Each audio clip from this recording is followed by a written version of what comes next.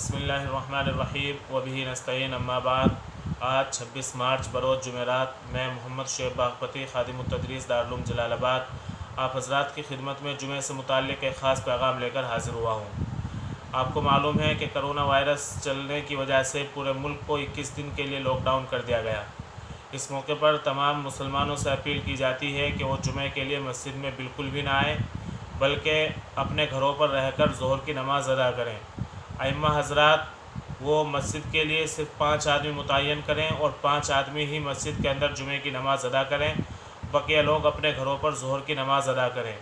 हाँ, अगर कोई अपने घर पर जुमे की नमाज़ अदा करना चाहे और कोई जुमा पढ़ाने वाला हो तो घर पर भी जुमे की नमाज़ की जा सकती है और उसमें भी 5 आदमी ही शिरकत करें, इससे ज़्यादा शिरकत न करें, वरना तो तमाम लोग अपने घरों पर ज़ोहर की नमाज़ अदा करें। और ज़ोहर की नमाज़ को जमात के साथ अदा नहीं किया जाएगा, बल्कि ज़ोहर की नमाज़ तन्हा तन्हा पढ़ी जाएगी। इसी मौके पर एक बात की वजाहत और ज़रूरी समझता हूँ। बाज़ हज़रात की तरफ से ये बात चली है कि इस मौके पर अइम्मा हज़रात बड़े माइक से जुमे की नमाज़ अदा करा दें, बकिया लोग अपने घरों पर उन्हीं की इक्तिदा करके नमाज़ पढ़ लें। ये बिल्कुल गलत है। इस तरीके पर इक्तिदा दुरुस्त नहीं होती और इस तरीके पर अगर आप जुमे की नमाज़ अदा करते हैं तो आपकी जुमे की नमाज़ अदा नहीं होगी। तीसरी बात यह कि कल जुमा है, इस जुमे के मौके पर हम अपने घरों की, अपने कपड़ों की, अपने बदन की सफाई का मुकम्मल ख्याल रखें।